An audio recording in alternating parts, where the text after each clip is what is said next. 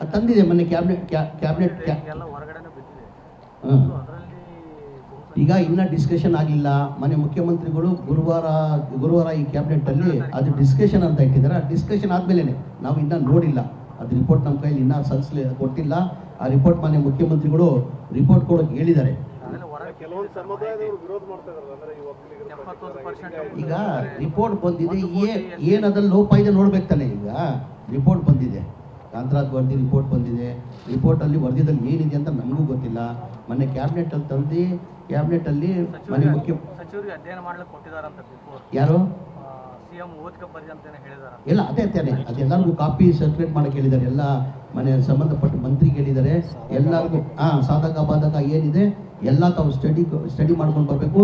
ಇದ್ರ ಬಗ್ಗೆನೇ ಒಂದು 2 ತಾಸಾಗಲಿ 3 ತಾಸಾಗಲಿ ಚರ್ಚೆ ಆಗ್ತದಂತ ಮನೆ ಮುಖ್ಯಮಂತ್ರಿಗಳು ಹೇಳಿದ್ದಾರೆ. ಆ ಗುರುವಾರ ನೋಡುವ, ಏನು ಚರ್ಚೆ ಆದಮೇಲೆ ತಾನೇ ಸತ್ಯ ಗೊತ್ತಾಗುತ್ತೆ. ಅದೊಳಗಡೆ ಬಂದ ಮಾಹಿತಿ ಆಧರಿಸಿ ಹೇಳೋದಾದ್ರೆ ಏನು ಹೇಳ್ತಾರೆ? ಈಗ ನಮ್ದು ಏನಿದೆ ಸತ್ಯ ಸ್ವಲ್ಪ ಏನಂತಾನೆ ಗೊತ್ತಿಲ್ಲಲ್ಲ, ಡೀಟೇಲ್ ರಿಪೋರ್ಟಲ್ಲಿ ಏನಿದೆ ಅಂತ ಗೊತ್ತಿಲ್ಲ ತಾನೆ.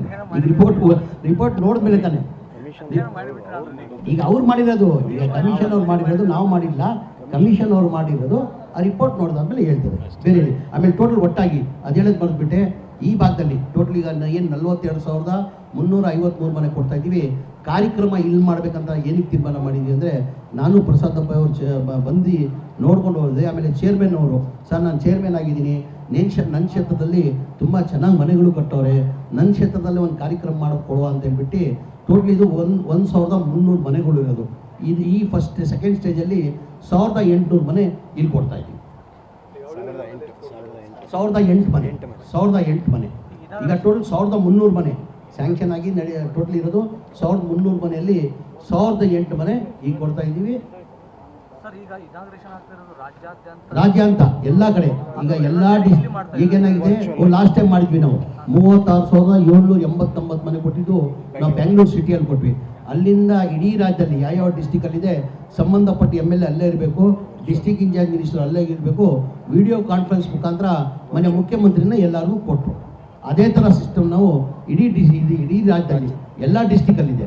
ಎಲ್ಲ ಡಿಸ್ಟಿಕ್ಗೆ ನಾವು ಡೇಟ್ ನಿಗದಿ ಆದ ತಕ್ಷಣ ಎಲ್ಲ ಸಂಬಂಧಪಟ್ಟ ಜಿಲ್ಲಾ ಉಸ್ತುವಾರಿ ಮಂತ್ರಿಗೆ ಹೇಳ್ತೀವಿ.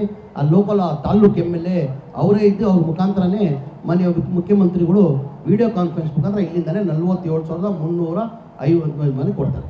ಈಗ ಒಂದು ಕಡೆ ಜನಾಕ್ರೋಶ ಯಾತ್ರೆ ನಡೀತಾ ಇದೆ, ಮತ್ತೊಂದು ಕಡೆ ಸಾಕಪ್ಪ ಸಾಕು ಕಾಂಗ್ರೆಸ್ ಯಾತ್ರೆ ನಡೀತಾ ಇದೆ. ಇಲ್ಲ ಏನಂತ ಈಗ ಕೇಂದ್ರ ಸರ್ಕಾರದಿಂದ ಬೆಲೆ ಜಾಸ್ತಿ ಮಾಡಿದ್ದೀವಿ ಅಂತ ಹೇಳ್ಬಿಟ್ಟು ಇವರು ಪ್ರೊಟೆಸ್ಟ್ನ BJP ಅವ್ರು ಮಾಡ್ತಾ ಇದ್ದಾರೆ.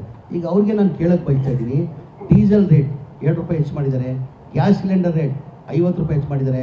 ಆಮೇಲೆ ಇಂಟರ್ನ್ಯಾಷನಲ್ ತಮಗೆಲ್ಲ ಗೊತ್ತೇ ಇರ್ಬೋದು, ಇಂಟರ್ನ್ಯಾಷನಲ್ ಬ್ಯಾರಲ್ ರೇಟ್ ಏನಿದೆ ಇವತ್ತು ಕಡಿಮೆ ಆಗಿದೆ.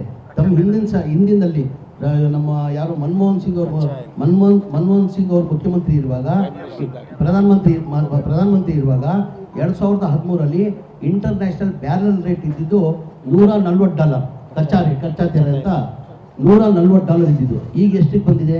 $71 ಬಂದಿದೆ. ಆ ಟೈಮಲ್ಲಿ ಡೀಸೆಲ್ ಎಷ್ಟು ಕೊಡ್ತಾ ಇದ್ವಿ ನಾವು, ಪೆಟ್ರೋಲಿಗೆ ಎಷ್ಟು ಕೊಡ್ತಾ ಇದ್ವಿ? $141 ಇರುವಾಗ ಇವತ್ತು $71 ಬಂದಿದೆ. $71 ಆವಾಗ ಎಷ್ಟು ಕೊಡ್ತಾ ಇದ್ವಿ ನಾವು? 56 ರೂಪಾಯಿಗೆ ಡೀಸೆಲ್ ಕೊಡ್ತಾ ಇದ್ವಿ, 60 ರೂಪಾಯಿಗೆ ಪೆಟ್ರೋಲ್ ಕೊಡ್ತಾ ಇದ್ದೀವಿ. ಎಷ್ಟಿತ್ತಿದ್ದು? $141 ಇರುವಾಗ ಈಗ ಡಾಲರ್ ಕಡಿಮೆ ಆಗಿಬಿಟ್ಟು ಇವ್ರು ಕೊಡ್ತಾವ್ರು ಅಂದರೆ ನೀವೇ ಅರ್ಥ ಮಾಡ್ಕೊಳ್ಬೇಕಾಗ್ತದೆ. 17ನೇ ತಾರೀಕು ಮಾಡ್ತಾ ಇದ್ವಿಲ್ಲ, 17ನೇ ತಾರೀಕಿಂದ ನಾವು ಮಾಡ್ತಾ ಇದ್ವಿ, 17ನೇ ತಾರೀಕು ಮಾಡ್ತಾ ಇದ್ವಿ. ಈಗ BJPಗೆ ಏನಾಗಿದೆ ಬಸ್ಸು, BJP ಯಾವುದು ನೋಡಿ, ಕಾಂಗ್ರೆಸ್ ಪಕ್ಷದ ಇತಿಹಾಸ ತೆಗೀರಿ ನೀವು. ಚುನಾವಣೆ ಯಾವಾಗ ಬರ್ತದೆ, ಜನಗಳು ಮಧ್ಯದಲ್ಲಿ ಹೋದರೆ ನಮ್ಮ ಸಾಧನೆಯನ್ನು ತೋರಿಸಿ ನಾವು ಮತ ಕೇಳ್ತೀವಿ. ನಮ್ಮ ಸರ್ಕಾರ ಇರುವಾಗ ನಾವು ಹಿಂಗೆ ಮಾಡಿದ್ದೀವಿ, ಮುಂದೆ ನಮ್ಮ ಸರ್ಕಾರ ಬಂದರೆ ನಾವು ಹಿಂಗೆ ಮಾಡ್ತೀವಿ ಅಂತ ಹೇಳ್ಬಿಟ್ಟು ನಮ್ಮ ಸಾಧನೆಯನ್ನು ತೋರಿಸ್ತೀವಿ.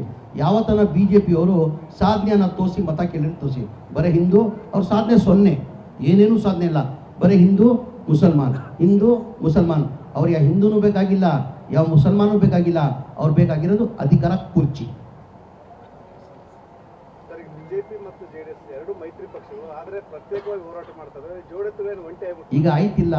ಇಬ್ಬರು ಒಟ್ಟಾಗಿ ಚುನಾವಣೆ ಎದುರಿಸಿದ್ರು. ಬೈ ಎಲೆಕ್ಷನ್ ಉಪಚುನಾವಣೆ ಬಂದಿತ್ತು. ಏನಾಯ್ತು ಫಲಿತಾಂಶ? 3ಕ್ಕೂ ನಾವು ಗೆದ್ವಿ. ಸಿಗ್ಗಾಂವದಲ್ಲಿ ನಾವು ಗೆದ್ವಿ, ಸಂಡೂರಲ್ಲಿ ನಾವು ಗೆದ್ವಿ. ಬಲ್ಲ ಇದ್ರಲ್ಲಿ ಸಾಧ್ಯ ಇಲ್ಲ ಅಂದ್ರಿ ನೀವು, ನಿಮ್ಮ ಪಕ್ಕದಲ್ಲಿ ಅಟ್ಯಾಕ್ ತಾನೆ. ಸಿಗ್ಗಾಂವ್ ಗೆಲ್ಲಕ್ಕೆ ಸಾಧ್ಯನೇ ಇಲ್ಲ ಅಂದ್ರಿ. ಸಿಗ್ಗಾಂವದಲ್ಲಿ ಗೆದ್ದಿಲ್ವ ನಾವು? 3ಕ್ಕೂ ನಾವು ಗೆದ್ವಿ. ಜನ ನಮ್ಮ ಪರ ಇದ್ರ ಅಂತ ಆಯ್ತಲ್ಲ ಇದು. ಅಲ್ಲ ಈಗ ಸಪ್ರೇಟ್ ಆಗಿ ಹೋರಾಟ ಮಾಡ್ತಾ ಇದ್ರಲ್ಲ ಅಂದ್ರೆ ಮೈತ್ರಿ ಹೋಯ್ತಾ ಅಂತ. ಅವ್ರ ತೀರ್ಮಾನ, ಅವ್ರ ಪಕ್ಷದ ನಾವು ಏನಕ್ಕೆ ಮಾತಾಡಬೇಕು? ಜಾಸ್ತಿ ಜನ ಉಳಿಲ್ಲ ಅಂತ ಎಲ್ಲರಿಗೂ ಗೊತ್ತಿದೆ. ಕುಮಾರಸ್ವಾಮಿಯವರು ಒಂದು ಕಡೆ ಇದಕ್ಕೆ ಸಾಧ್ಯ ಇಲ್ಲ. ಅದು ಒಂಥರ ಅಲ್ಲ ಸರ್, ನಿಮ್ಮ ಹೇಳಂಗಿಲ್ಲ ನಾವು. ಗೆಳೆಯರ ಬಗ್ಗೆ ನಿಮ್ಗೆ ಗೊತ್ತಿರೋ ತನಕ ಕೇಳಿದ್ರೆ ಸಾಕಿರೋದು ಚೇರ್ಮನ್